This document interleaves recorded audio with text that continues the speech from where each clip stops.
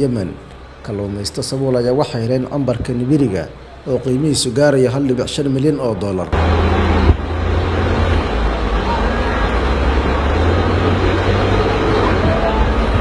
Waa sheeko ku saabsan sida nibiriga ku soo caariyay badda oo wax weyn uga bedelay nolosha koox kalluumaysato oo ku nool mid ka mid ah dalalka saboolka ah ee adduunka.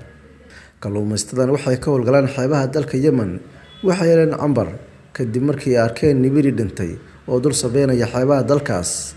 Cambarkan ayaa qiimihiisa lagu qiyaasay $1.5 milyan, waxayna tilaabadan u horseeday inay ka baxaan noloshii faqiirka ahayd oo ay muddo ku jireen. Kalluumaysatada waxay gaarayaan ilaa 35 ruux, waxayna maanta ku faraxsan yihiin si degdeg ah ee dhaqaalaha intaa la eg ay u sameeyaan wax inta badan ay baadigoobayeen inay si kedis ah ku helaan. Aad ayaan ugu faraxsanahay, xitaa kama sheekeyn karo dareenkayga, ayuu yiri mid ka mid ah kalluumaysatada oo la hadlay BBC-da. Kooxdan waxaa cambarka ku soo wargeliyay nin kalluumaysato oo ku sugnaa xeebta.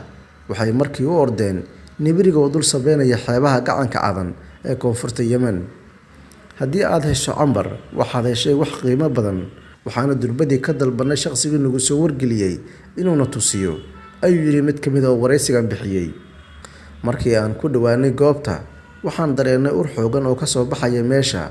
Waxaan ogaanay in nibiriga ay wax ku dhex jiraan, waana mid dahabi ah oo qiimihiisu aad u sarreeyo, kaasoo ay adag tahay in la helo.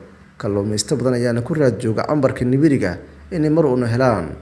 Marka waxaan go'aansanay inaan dillaacino nibiriga, bannaanka ayaan u soo saarnay. Waan jeexnay, waxaana ku aragnay cambar. Cambarka waa ur qurmoon balse waa lacag badan. Markii aan aragnay cambarta, aad ayaan ugu farxanay. Waxaan la dhacnay farxad maadaama aan lacag fara badan aan gacanta ku soo dhignay in muddo aan baadigoobaynay. Sidaas ayuu yiri mid ka mid ah dadka kalluumaysatada oo la hadlay BBC. Guud ahaan marka laga hadlayo dalka Yemen, waxaa si baan u saameeyay dagaalada sokeeye.